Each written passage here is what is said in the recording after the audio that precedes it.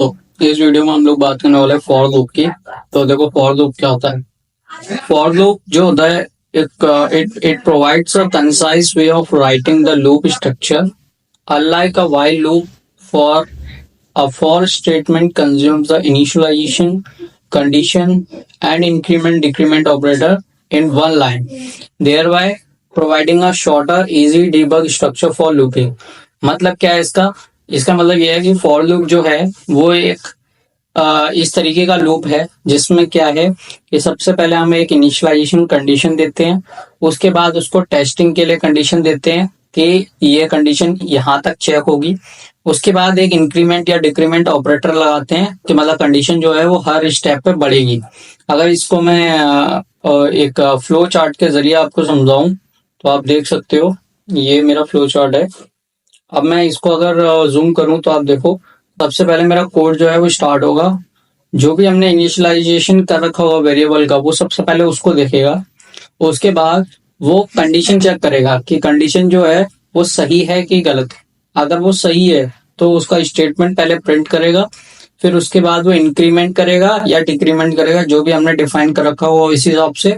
फिर दोबारा से कंडीशन चेक करेगा, अगर कंडीशन अभी भी सही होगी तो दोबारा से स्टेटमेंट प्रिंट होगा, फिर दोबारा से इंक्रीमेंट डिक्रीमेंट होगा। उसके बाद ये प्रोसेस चलता जाएगा जब तक कि जो कंडीशन है वो फॉल्स ना हो जाए। जैसे ही कंडीशन हमारी फॉल्स हो जाएगी उसके बाद जो हमारा फॉर लूप है उसके बाहर देखो कोड आ जाएगा। ठीक है, अगर मैं इसका आपको एग्जांपल बताऊं, एग्जांपल से हम कैसे समझ सकते हैं इसको, तो देखो मैं आपको दिखाता हूं। सबसे पहले मैं केवल ये बेसिक सा कोड कॉपी कर रहा हूँ और उसके बाद मैं चलता हूँ अपने विजुअल स्टूडियो कोड पे, जहाँ पे हमने पिछली बार जो है वाइल लूप समझा था। अब क्या है कि मैं एक न्यू फाइल क्रिएट करता हूँ यहाँ पे फॉर योर रेफरेंस। अब यहाँ पे मैंने एक न्यू फाइल क्रिएट की जिसका मैंने नाम दिया for loops. Okay, dot Java, enter मारा तो देखो मेरी फाइल जो है वो बन के आ गई है। अब मैं इसको सबसे पहले तो सेव कर देता हूँ कंट्रोल एस से। और आपको जैसे पता है सबसे पहले क्लास डिफाइन करने के बाद में सबसे पहला काम जो मेरा होता है वो होता है public static void main string arguments main function define करना। ठीक है, जैसे ये हो गया मेन मेथड, अब क्या है कि हम इसके अंदर अपना कोड लिखेंगे। इस पे देखो, अगर मैं इसको थोड़ा जूम कर दूं, आपको शायद ना दिख रहा हो कोड मेरा क्लियरली, तो देखो ये है हमारा कोड। टर्मिनल को मैं थोड़ा साइड कर देता हूँ अभी। अब देखो मैंने क्या किया है कि एक इंटीजर बनाया i इक्वल्स टू 0, मतलब कि एक वेरिएबल है इंटीजर i जिसके अंदर अभी वैल्यू क्या है 0। फिर मैंने उसको क्या बोला है, कंडीशन चेक करनी है कि जो i है वो जब तक छोटा या बराबर है 10 के तब तक ये जो फॉर लूप है वो चलता रहेगा। और हर स्टेप पे मैं करना क्या है कि i को बढ़ाते जाना है बाय 1। ये इंक्रीमेंट ऑपरेटर है, ठीक है, प्लस प्लस। तो अब ये होता क्या है कि सिस्टम डॉट आउट में हम i को प्रिंट कर रहे हैं, यानी कि i की वैल्यू प्रिंट हो रही है। ठीक है, तो अगर मैं इस कोड को अभी सेव करके कंपाइल करता हूँ, अगर टर्मिनल से पहले जूम आउट कर देता हूँ। यस, नाउ अगर मैं टर्मिनल पर जाके इसको क्लियर करता हूँ सबसे पहले तो, और थोड़ा सा स्क्रीन को बड़ा कर देता हूँ फॉर योर रेफरेंस। अब क्या है कि मैं इसको पहले सबसे पहले कंपाइल करूंगा तो जावा सी फाइल का नेम क्या है मेरा, फॉर लूप्स। लूप्स का एल बड़ा है तो आपको नेम पे ध्यान देना है, लूप्स डॉट जावा। एंटर मारूंगा तो आप देख सकते हो कि जो मेरा कोड है वो सक्सेसफुली कंपाइल हो गया है। अब मैं अगर इसको रन करना है तो जावा, उसके बाद फाइल का नाम फॉर लूप्स, एंटर।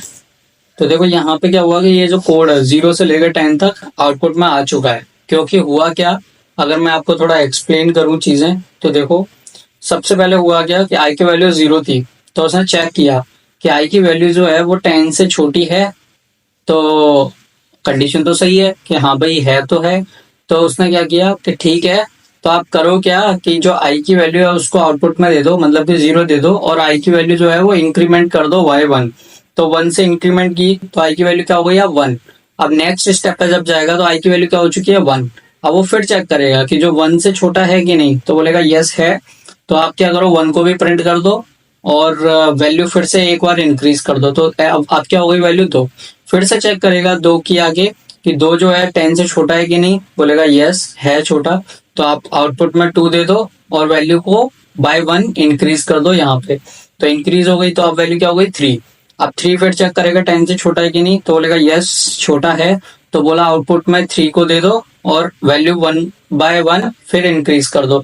तो ये प्रोसेस चलता जाएगा कहाँ तक, 9 तक।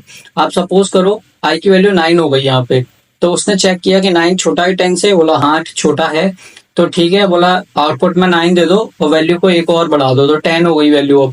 अब अगले स्टेप पे जब वो आएगा तो देखेगा क्या 10 से छोटा है, बोला नहीं, लेकिन बराबर तो है, बोला हाँ बराबर है।